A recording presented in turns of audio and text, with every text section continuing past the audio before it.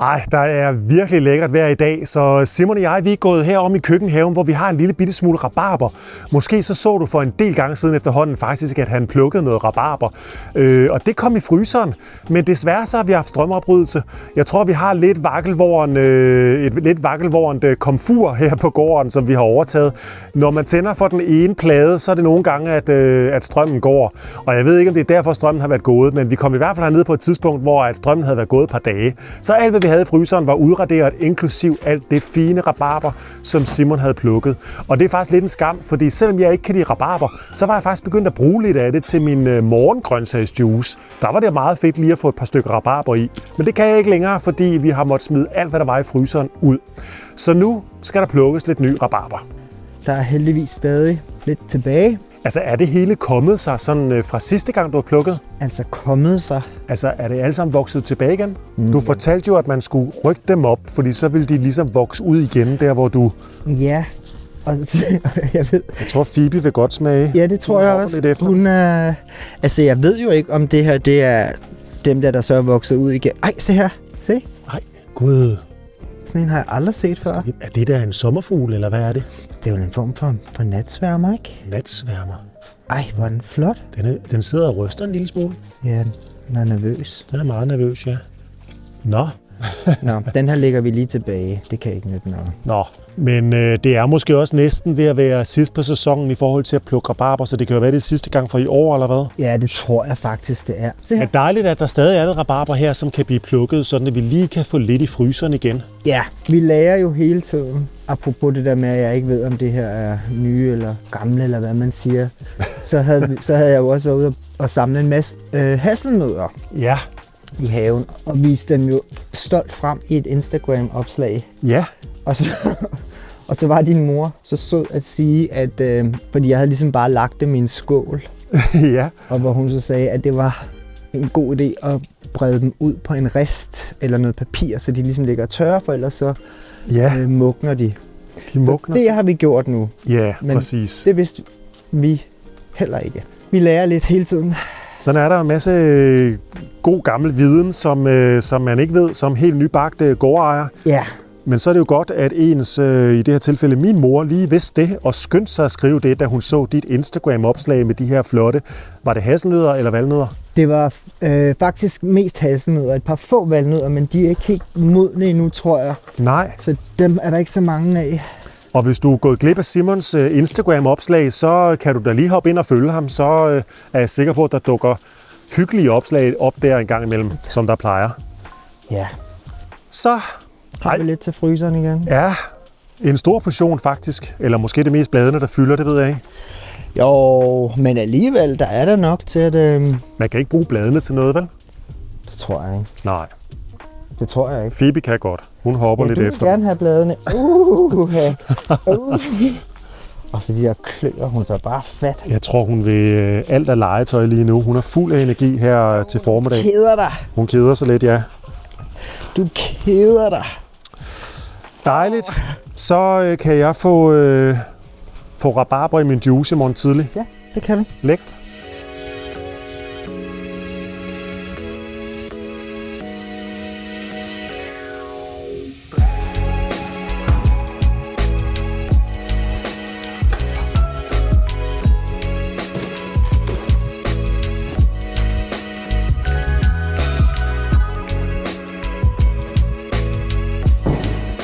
Vi er jo stadigvæk i gang her med vores stue. Det føles efterhånden som det uendelige projekt. Vi har været i gang med den virkelig, virkelig længe, føles det som.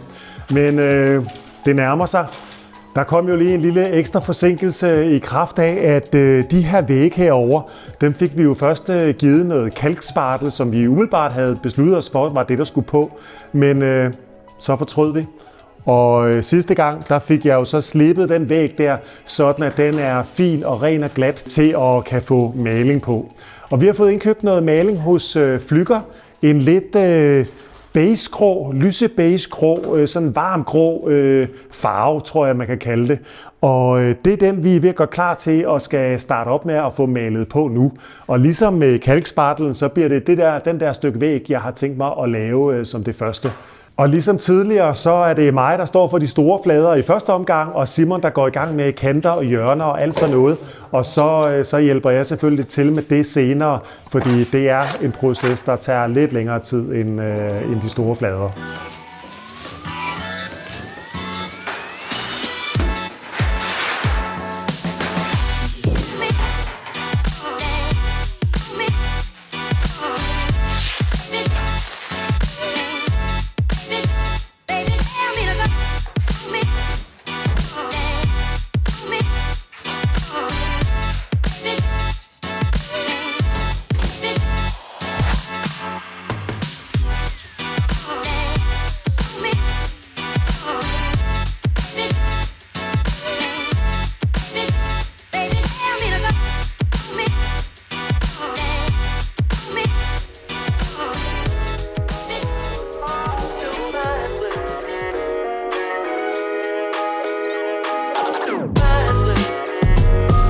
Nu skal du bare se, hvad pakkeposten lige er kommet med.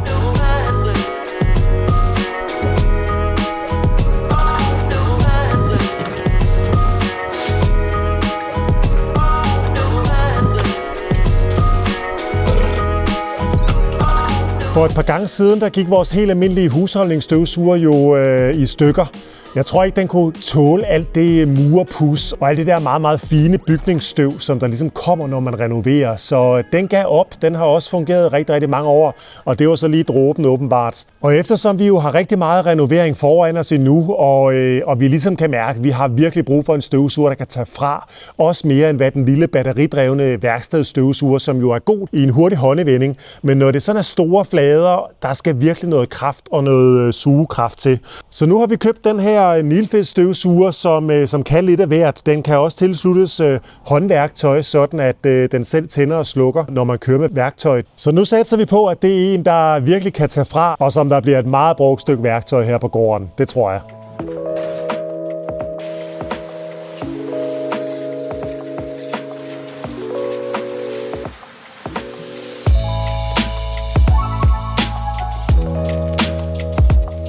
For en 3-4 videoer siden, der var jeg jo heromme i haven, hvor vi har fået fældet 2 kastanjetræer.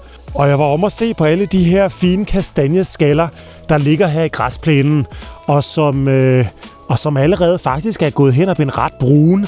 De var jo sådan helt neongrønne næsten, men nu kan man se, at de både faktisk er brune, og der er begyndt at komme muk ind i skallerne. Og det er jo rigtig ærgerligt, at de kastanjetræer er blevet fældet, men de stod jo og gjorde hele haven meget, meget mørk.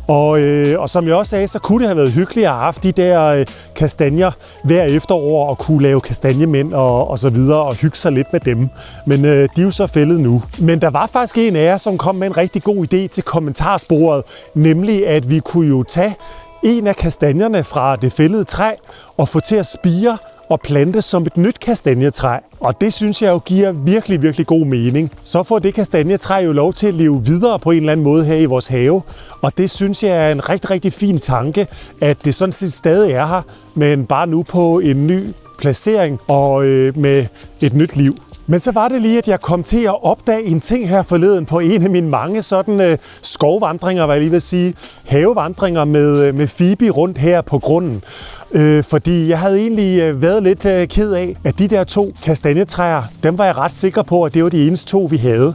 Men det er det faktisk ikke. Fordi helt herude i siden af grunden, ved siden af den gode gamle frugtkælder, vi jo har her, lige her, der står der et kæmpe kastanjetræ. Eller kæmpe. Det er jo ikke kæmpe i forhold til dem, der er blevet fældet. Men det er da et anseeligt træ, vil jeg mene. Og her ligger der masser af kastanjer. Og der ligger kastanjeskaller en masse. Og her bag en gammel frugtkælder, der er der jo det her fundament, som jeg også skal have fjernet på et tidspunkt til et drivhus, der engang har været der. Og oven på det fundament, der ligger der også masser af kastanjeskaller. Og det samme gør der faktisk lige her langs marken, hvor at træet det står lige her. Så vi har faktisk et kastanjetræ. Og ikke kun det. Jeg tror faktisk, at kastanjetræer er ret gode til at plante sig selv eller så sig selv. Fordi lige her, det her det er da også kastanjeblade. Og det er godt nok bare sådan en lille plante der, som er den her, der ikke er særlig stor. Men det er da helt sikkert et lille bitte kastanjetræ, der selvfølgelig står meget i skygge, men som står der. Og her foran den gamle frugtkælder, jeg tror, jeg på et tidspunkt har nævnt, at der faktisk lige midt i trappeforløbet her er begyndt at vokse en stor plante, der på en eller anden måde har fået fodfæste nok til det. Og det kommer jeg jo også lige til at se. Det er der også kastanjer, et kastanjetræ det her, der er på vej lige her. Så når vi på et tidspunkt får ryddet frugtkælderen herop, så skal vi da have flyttet den her ganske nænsomt et andet sted hen, fordi så har vi jo faktisk en hel del kastanjetræer, eller i hvert fald mindre kastanjeplanter. Der er jo også den inde på gårdspladsen. Og lur mig, hvis jeg virkelig holder øje med det og går rundt på grunden, så finder jeg garanteret flere. Men det er da sjovt på den her forholdsvis store grund, at når først man begynder at kigge, jamen så dukker der jo alle mulige ting op. Endda flere kastanjetræer. Men jeg tror nu stadigvæk, vi vil gøre det, som en af jer var så sød at foreslå, at vi vil tage en af kastanjerne. Vi skal lige have fundet ud af præcis, hvordan får man sådan en kastanje til at spire. Det er noget med, at den skal først sætte nogle rødder, inden man planter den ud. Det skal vi lige have fundet ud af præcis, hvordan gør vi det. For jeg synes, det er en rigtig, rigtig fin tanke at kunne få en kastanje fra lige præcis det træ, vi har fældet, til at blive til et nyt træ. Et fint sted på grunden, hvor det får godt med lys.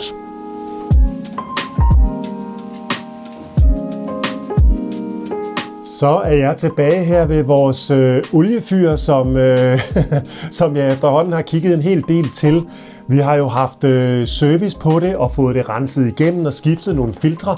Og jeg har også prøvet at fylde vand på det i nogle af de senere videoer, dog uden det store held. Og det viser sig så nu, at det var der en grund til. Man skal jo nok lige have prøvet sådan noget et par gange før, eller også være knap så meget novice som mig i hvert fald, for lige at vide, hvordan og hvorledes gør man sådan noget. Men jeg er blevet klogere, nu skal du bare se. Hernede i bunden, det var faktisk det rigtige sted, jeg sidste gang forsøgte at putte vand på oliefyret. Nu har vi haft en VVS'er på besøg, og han fortalte mig, at der er faktisk hele 2 stophaner, eller 2 steder, der skal åbnes, for at man kan få vand ind. Og det var jeg jo slet ikke opmærksom på. Der var den første her, som jeg godt nok rigtig fik åbnet, og så hernede, der skulle man lige dreje på en ekstra ring for at åbne en ekstra gang op. Og det giver jo heller ikke ret meget mening, sagde han. Altså det er lidt som om, at det her stykke, som også er lidt vakkelvornt, at det er sådan lidt hjemmebrygget, eller i hvert fald sådan lidt hovsaløsning på hovsaløsning. Så han har fjernet det stykke nu og sat et nyt, meget mere regulært lille stykke på, hvor der kun er en åben og luk stophane. Og det gør, at det jo er lidt nemmere at gå til nu. Men ellers så var det fuldstændig rigtigt, som jeg gjorde, sagde han, at det er hernede fra, jeg skulle tage vandet. Og nu skal den så bare sættes til her på det nye stykke, og så skal der åbnes, og så er det sådan set bare at fylde vand på. Og han har så fyldt vand på nu, og det gik jo ganske hurtigt, et par minutter. Så kom den her op i det grønne felt. Han siger, at den skal sådan set bare op midt i det grønne felt. Op til 1,5 eller 2, det er måske lige meget nok. Han synes, at hvis vi fylder på til den står dertil, fordi så bliver vandet også varmet lidt op, og kan eventuelt, så kan trykket godt udvide sig en lille smule mere. Så det skulle være mere end rigeligt, sagde han. Så det betyder, at nu efter en lang kamp, så er der endelig styr på det nu. Trykket er, som det skal være. Der er fyldt vand på, og det er blevet serviceret af en professionel servicetekniker, der ikke laver andet end at kigge til forskellige fyre og få dem serviceret og skiftet filtre og hvad der nu skal gøres. Så nu er vi klar til, at vinteren bare kan komme ind.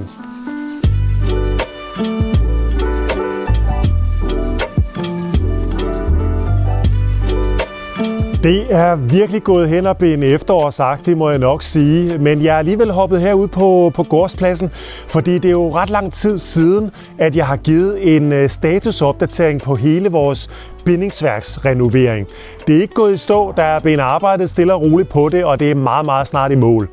Igennem hele sommeren, der har vi jo fået renoveret vores bindingsværk, det vil sige, alt træarbejde, tømmeret er blevet udskiftet, alt det der trængte er blevet skiftet, og siden sidst, der er der nu blevet muret tavl op hele vejen hen, og der er faktisk også blevet filset, det vil sige det her øverste puslag, som vist nok består af noget kalkmørtel. Det er faktisk kun lige de 3 sidste små tavl der, og så det der lidt større tavl, der lige mangler at få det øverste puslag puttet på.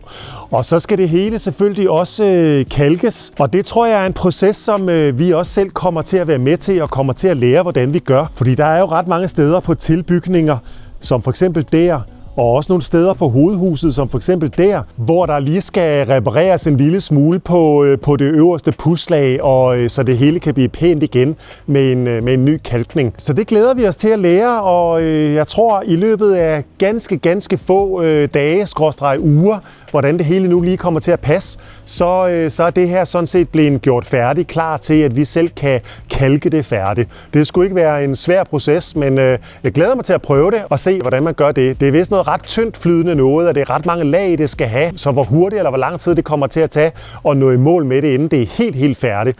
Det ved jeg ikke, men det bliver spændende at prøve. Det er jo i øvrigt kun forsiden og så endestykket af hovedhuset, der stadigvæk er bindingsværk. Det ved jeg ikke, om jeg sådan tidligere sådan egentlig har fået forklaret specielt grundigt, men endestykket hernede og også hele havesiden af huset er jo på et tidspunkt for mange år tilbage. Jeg gætter på, det har været i 60'erne, 70'erne, 80'erne, et eller andet tidspunkt i det leje. Der er endegavlen der og havesiden blevet udskiftet til mursten. Det vil sige, at alt bindingsværket er blevet erstattet, og så har man muret op. Det er jo lidt en skam, kan man sige, men det gør jo så selvfølgelig, at de sider står sådan set rigtig sunde, og der er ikke noget bindingsværk, der skal skiftes. Ellers havde det været noget af en mundfuld. Men vi har altså kunnet nøjes med at skifte nogle ting herinde på gårdsiden, fordi at endestykket faktisk var fint. Og det her, det er jo så endestykket af huset om fra køkkenhavesiden. Og det er så blevet kalket fuldstændig over. Jeg troede først og tænkte, det kan man da ikke, det må man ikke. Men det siger vores bygningssnedker, at sådan gør man mange steder på Lolland. Det er egentlig en Lollands tradition, hvor man kalker over stok og sten, tror jeg, han kaldte det. Og det er der sådan set ikke noget galt i. Det kan træværket godt holde til. Så vi har ikke fået udskiftet noget på den her del. Jeg mener, at vores bygningssnedker nåede frem til, at det faktisk så ganske pænt ud. Han har med sin dolk stukket forskellige steder for at mærke træværket, og på et tidspunkt, så er det jo vores plan, at vi gerne vil have renset det her op, sådan at vi får fritlagt bjælkerne og får dem malet sort igen. Fordi de er jo fritlagt stort set alle andre steder. Der mangler de bare lige at blive malet op med sort trætjære, tror jeg det er, der skal på. Det vil vi egentlig godt have gjort alle steder, hvor der er bindingsværk, sådan at det hele kommer til at være lidt ensartet og også lidt charmerende og idyllisk, som vi synes det jo er.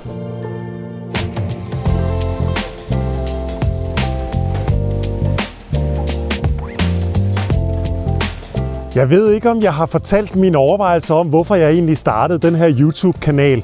Eller i hvert fald, at jeg var meget tæt på overhovedet ikke at starte den. Fordi som mange andre, så har jeg nok tit leget med tanken om, skulle man starte en YouTube-kanal, og hvad vil der ske, hvis man gjorde det, og sådan noget. Og jeg prøvede også dengang, at jeg vil lige sige en af de første, det var i hvert fald den allerførste måned, at den nye Tesla Model 3 var kommet til Danmark i begyndelsen af 2019.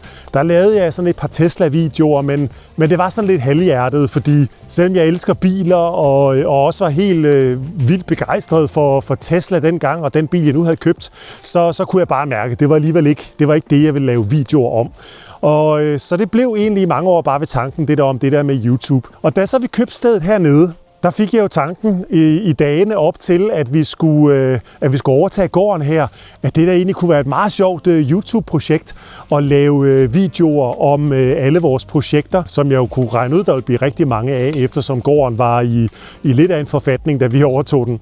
Men da så vi overtog gården og kom i gang, så synes jeg alligevel, det blev for overvældende både at have det store projekt, som gården og oprydningsprocessen var, og også at skulle tænke på at optage videoer af det hele og redigere det og alt sådan noget. Så jeg droppede faktisk ideen igen. Og det eneste, det blev til, det var en lille bitte smule video optaget på min telefon, som egentlig var tiltænkt bare os selv til det private fotoalbum, og et par af videoerne blev også lige sendt til familie og venner, så de kunne se, hvad det var for et crazy projekt, vi havde kastet os over hernede.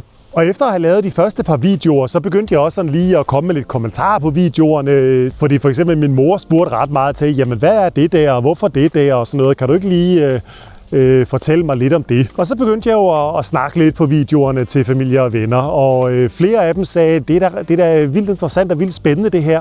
Og jeg troede ikke rigtig på dem, fordi jeg tænkte, jamen det er jo bare fordi I kender os, at I synes, det er spændende det her. Men jeg fik flere opfordringer til, at jeg skulle prøve at lave nogle rigtige videoer og lægge dem på YouTube, og det gjorde jeg så. Og det er jeg glad for den dag i dag, at jeg gjorde, fordi udover at gården her er et kæmpe hobbyprojekt for os, så er det med at redigere videoer også gået hen og blive et hobbyprojekt for mig. Jeg synes faktisk, det er ret sjovt, både at optage dem og redigere dem og finde ud af alt sådan noget teknik. Jeg er jo meget sådan generelt teknikentusiast, og hver eneste gang der kommer noget nyt, så er jeg nødt til at vide lidt om det. Og derfor så er sådan et YouTube-projekt her nok egentlig ret godt til sådan en som mig. Men da jeg så startede med at lave de her videoer, der havde jeg godt tanken, at hvis det nogensinde skal blive til et eller andet på YouTube, så skal man jo gøre det på engelsk. Fordi der er ikke ret mange voksne mennesker i Danmark, der ser YouTube. Generelt er der jo selvfølgelig ikke voldsomt mange danskere til i verden, der taler dansk. Og dernæst så er det mest de unge og børn, som YouTube har godt fat i Danmark, hvor at voksne bruger meget mere Instagram og den slags. Så jeg overvejede at lave de her videoer på engelsk. Men da jeg prøvede et par gange, kunne jeg godt mærke, at det blev lidt for voldsomt. Det var lidt for mange bolde her i luften. Både at skulle prøve at filme, skulle prøve at tale til kameraet. Det valgte jeg så også ikke at gøre i de første mange videoer, fordi det var for overvældende. Og jeg kunne også mærke, at hvis jeg ligesom skulle gå over og tale engelsk og prøve at formulere mig på engelsk, så tror jeg simpelthen, det ville blive for vanskelig en opstart for mig. Så derfor valgte jeg at sige, nu gør jeg det på dansk. Fordi jeg ved, om ikke der kun går 5-10 videoer, så gider jeg sikkert ikke at lave de her videoer alligevel. Nu skal jeg jo først lige have fundet ud af, om det overhovedet er noget, som jeg kan gennemføre og lave jævnligt, eller om det bare lige er en idé, som holder kort. Så jeg besluttede mig for at starte de her videoer på dansk, og det er jeg også rigtig glad for, at jeg gjorde, fordi det gav mig noget momentum, og det gjorde i hvert fald, at det ikke var det, der blev snublestenen for, at jeg kom ud over rampen med det her projekt. Og jeg er jo rigtig, rigtig glad for, at der er forholdsvis mange, der ser med, når man bruger så meget tid på at lave de her videoer, som jeg faktisk gør. Både at optage dem og lave en masse forskellige kameravinkler, så det bliver lidt interessant at se på, forhåbentlig. Og også at redigere det, så det forhåbentlig også, der er lidt flow i det. Og, altså, det kan nogle gange være vanskeligt at tage virkelig lang tid og koge en hel dags malerarbejde ned til måske 30 sekunder, som der er nogen, der gider at se. Så når jeg bruger så forholdsvis lang tid på det, så er det selvfølgelig vildt fedt, at I er så mange, der skriver i kommentarerne, og der kigger med, og der liker og abonnerer og alt sådan noget. Men jeg kan jo stadigvæk ikke lade være med at komme tilbage til den tanke, jeg egentlig startede med, at hvis det sådan for alvor skal blive til noget på YouTube, så er engelsk jo bare sproget, man er nødt til at gøre det på. Der er mange, mange flere, der kan følge med i videoerne og forstå, hvad det er, jeg snakker om, og hvad det er, det her projekt går ud på, hvis det foregår på engelsk. Så hele den lange snak her, den har du måske allerede lidt luret, hvor den er på vej henad. Det her YouTube-projekt, det er jo et hobbyprojekt for mig, og noget, jeg synes, der er rigtig sjovt at lave. Og når jeg har gang i hobbyprojekter, så synes jeg også nogle gange, det er sjovt at gøre et eller andet, som man ikke rigtig helt ved, hvordan ender. Og bare prøve det af. Og der er jo ikke noget, der er for evigt. Man kan altid lave tingene om, som regel i hvert fald. Så det, jeg har tænkt mig nu, det er, at jeg vil prøve at lave de kommende videoer på engelsk. Og det bliver nok lidt, svært, fordi engelsk er jo ikke noget, jeg sådan går og taler til dagligt. Det er der selvfølgelig nogen, der gør det på deres jobs, men jeg gør ikke. Så jeg bruger det mest på ferier, og så det er den klingende skoleengelsk, der skal pusses af, og det skal nok blive sjovt. Men jeg håber virkelig, at I også vil synes, at det kunne være sjovt at se det her projekt, det her lille hobbyprojekt, jeg har med YouTube. Hvordan går det, når man tager en lille bitte dansk YouTube-kanal og pludselig skifter sprog til engelsk? Sker der noget? Crasher det hele? Forsvinder alle ens abonnenter, eller kommer der nye til? Og kan det pludselig udvikle sig og blive en version 2.0? Jeg ved det ikke, men jeg har lyst til at prøve det af. Det var min oprindelige tanke, da jeg startede planen, og den tror jeg er klar til at prøve af nu, hvor at jeg ligesom føler, at jeg har fået lidt momentum, og at det ikke længere er helt så skræmmende at lave de her videoer. Jeg har fået styr på at redigere dem, jeg har fået styr på, hvordan jeg sådan nogenlunde optager dem, og fundet et forholdsvis godt flow i det, synes jeg. Så nu kunne det være sjovt at lægge det ekstra lag på, der hedder det sprog, jeg fra starten af havde tænkt vil være bedst egnet til YouTube. Og jeg ved selvfølgelig godt, at der sikkert er nogen af jer, som vil ærge sig og tænke, det var ærgerligt. Det er fedt med en dansk YouTube-kanal, dem er der måske ikke så forfærdeligt mange af. Og det er I selvfølgelig helt ret i. Og jeg synes selvfølgelig også selv, det er ærgerligt, også fordi det er helt sikkert nemmere at lave dem på dansk for mig. Så jeg spurgte min mor, hvad vil du sige til, hvis jeg pludselig optager de her videoer på engelsk? Og hun var egentlig ret hurtig til at sige, jamen det vil egentlig ikke gøre nogen forskel for mig. Fordi jeg er jo vant til at se masser af engelske ting på YouTube. Og jeg forestiller mig også, at de fleste danskere, der ser YouTube-videoer, de er jo vant til at se videoer på engelsk. Sådan er det jo sådan en lille sprogområde, og derfor så tror jeg også, at de fleste danskere er mega gode til engelsk faktisk. Så rent sprogmæssigt forestiller mig ikke, at det er et problem. Det er nok lidt mere tanken om, at det var meget hyggeligt, at det foregik på dansk. Og det kan jo være, at jeg går tilbage til det, hvis det slet ikke går godt med det her engelsk. Det kan jo være, at efter nogle videoer ikke synes, at hyggen eller charmen i det er der ved det. Det kan også være, at det bliver helt vildt godt og åbner nye døre, nye muligheder. Jeg ved det ikke, men jeg har tænkt mig at prøve det af, og jeg håber virkelig, at jer, der kigger med og har set med, måske helt fra starten, at I vil støtte op om det og prøve at følge den her proces og være med på rejsen i, hvad sker der, hvis man pludselig ændrer kanalen til det. Så, og det bliver jo de samme typer videoer, det samme indhold, og det bliver stadig mig og Simon og Phoebe, der render rundt her på grunden og finder på alle mulige ting, og gør en masse ting forkerte og prøver os lidt frem, som vi plejer, så på den måde er der jo ikke så meget, der kommer til at ændre sig. Ja, så det blev lidt en halvlang snak herude fra haven.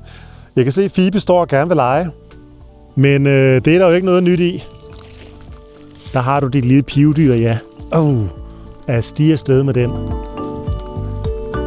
Så for næste video, der vil jeg prøve at lave det på engelsk. Så må vi se, hvordan det går. Og ja, jeg håber, du kigger med alligevel.